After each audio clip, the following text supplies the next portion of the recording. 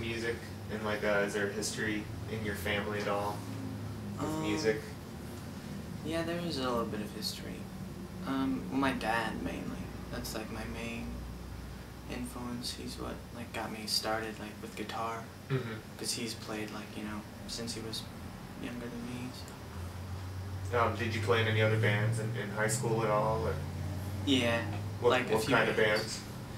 They're just like well, it progressed sort of like from the beginning. It was like kind of pop punk. That was like 8th grade, and then it kind of moved on through high school into like rock, and then sort of more like indie, like sort of indie sound. It was instrumental.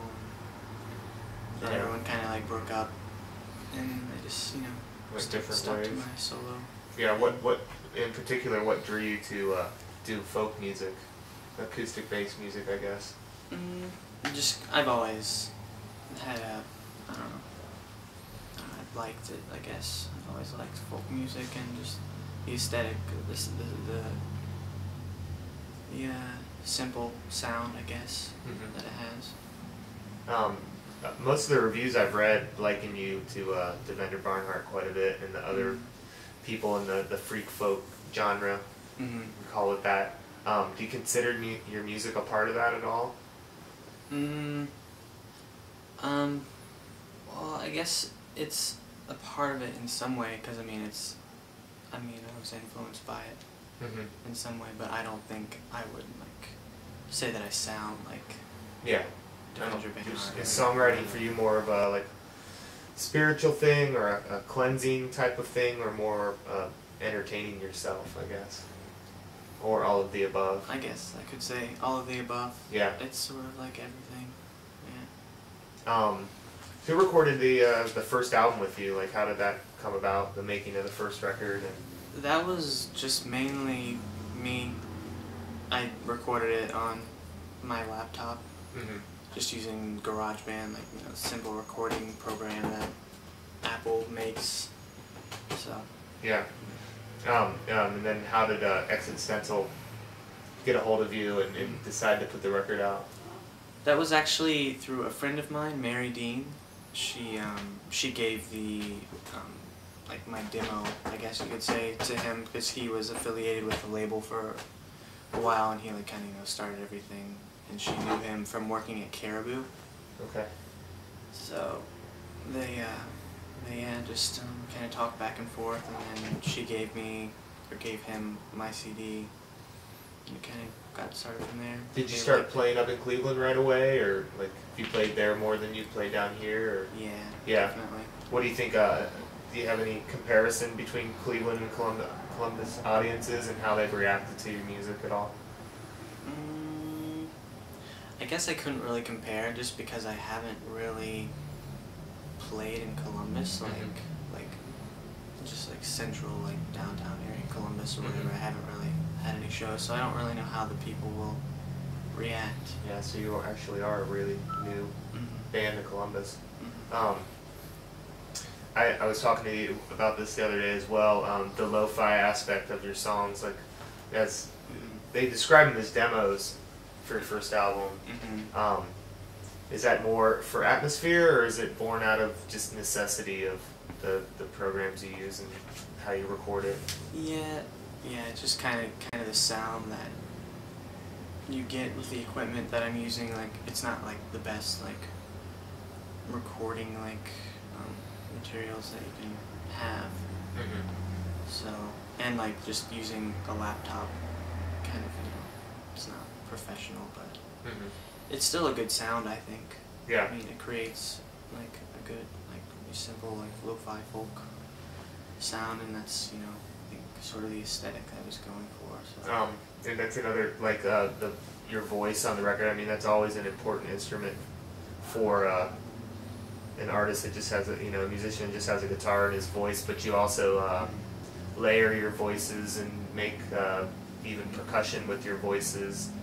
Is that something that came out of just not having the other elements to throw into your music, or is that something you've always done? Well, it's a mix. Because I was kind of limited in like what I had to work with. my voice was definitely like a big role. Mhm. But I think it kind of worked out to be like both, you know, because I mean, Now it's kind of one of your trademarks. I mean, yeah. that's. I mean, I guess this is the bigger question of the interview. What do you have in mind for the second record, and what do you have planned to do for the second record? I think I want to like, you know, stick. I mean, not like stick like be exactly the same, you know, but definitely use the same elements like my voice and maybe throwing in like a few other things like maybe kind of expanding on like the instrumentals of the songs and but still like sticking to like main focus of like my voice and like layering and. Is it going to be a bigger band, like other players with you this time, like in a bigger studio, or? Well, it has. I mean, I had access to that, like to have like other people come in and, you know, do some tracks. So I probably will take advantage of that. So now that your profile's a little more raised with the, I mean, the Pitchfork thing probably does wonders for anyone that has a record out.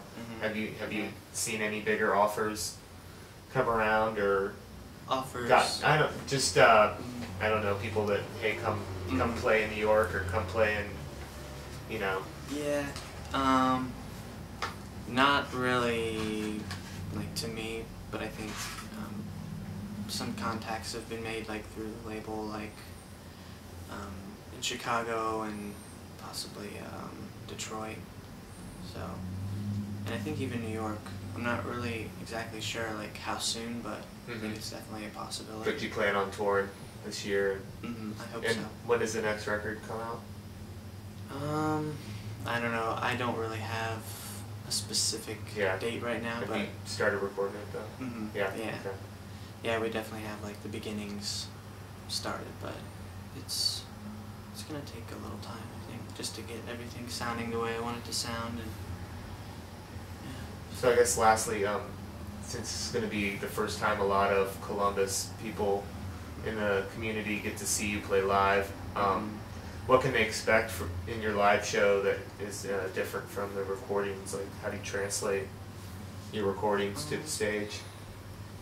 They can still, expect the same essential sound like of the song, but it's gonna be a little different just because when I record, I do like a lot of layering and like just a lot of overdubs and like using like different instruments and all of that. So it'll be just like kind of like taken down, I think, a notch. But I still like loop. I use like loops and like effects like on my voice. So essentially, like it'll still like have the same feel, but a little different. So. A little more stripped down. Yeah.